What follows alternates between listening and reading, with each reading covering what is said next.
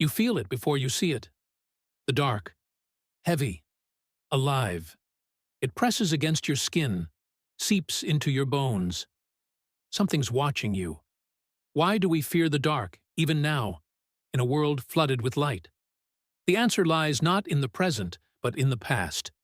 A past soaked in blood, in shadows, in survival.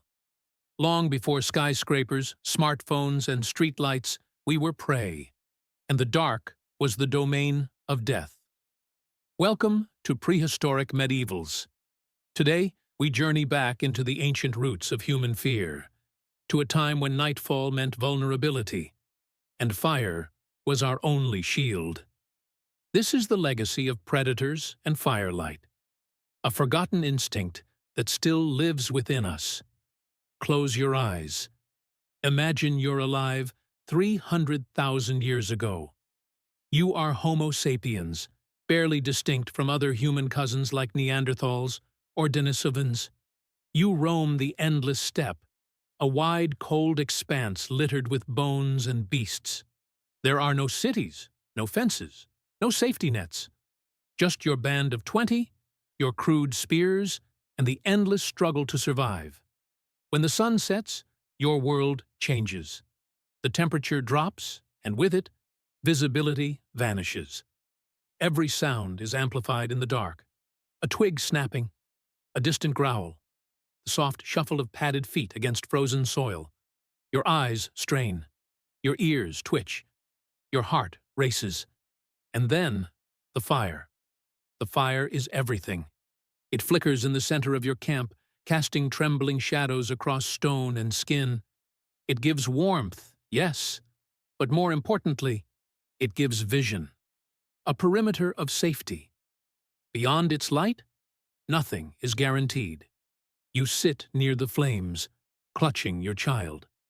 Your tribe mates whisper stories passed down from those before them, of spirits, of beasts, of the ones who walked into the dark and never returned.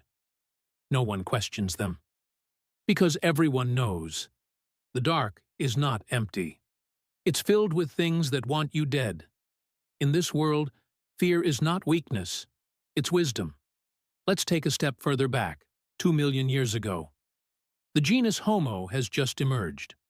We're bipedal, curious, tool-using apes, but we're not dominant. In fact, we're small players in a world full of dangerous predators. Leopards, lions, hyenas, and saber-toothed cats roam the night, their senses far sharper than ours.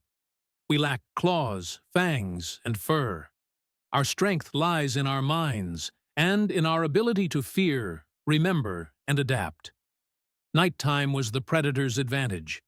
They could see when we could not. They could move in silence, strike from the shadows. To survive, our ancestors learned to avoid the dark, to huddle in caves or trees, to stay near fire. That fear, ingrained over millions of years, became part of our genetic code. Archaeological evidence reveals that ancient humans began using fire nearly 1.5 million years ago.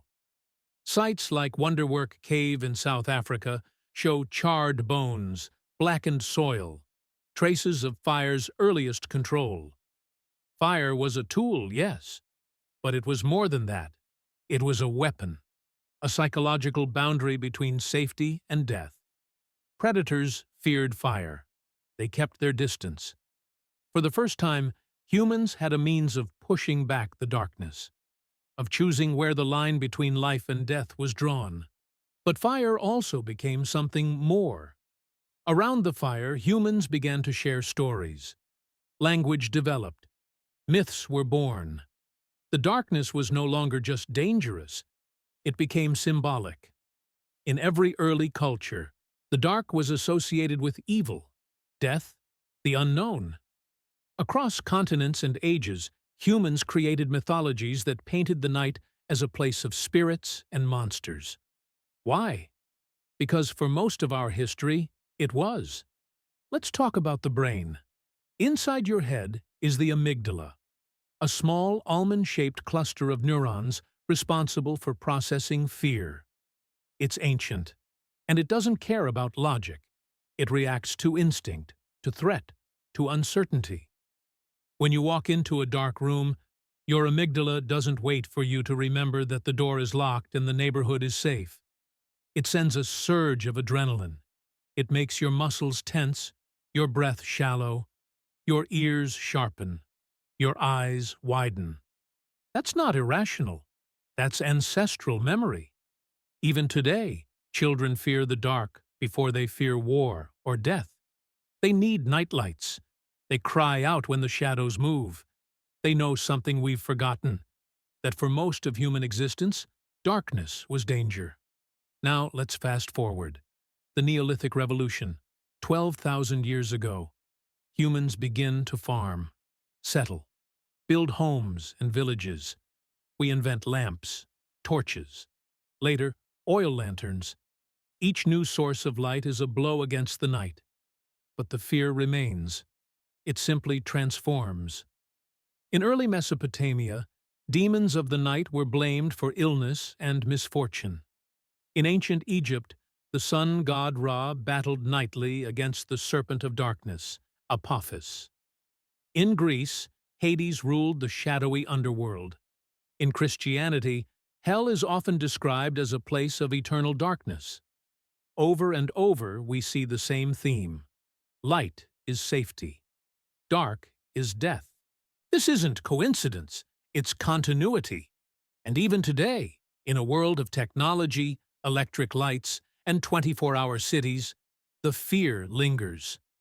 Why do we tell ghost stories at night? Why do horror films always build tension with dim lighting? Why does the fear of the unknown spike when the lights go out?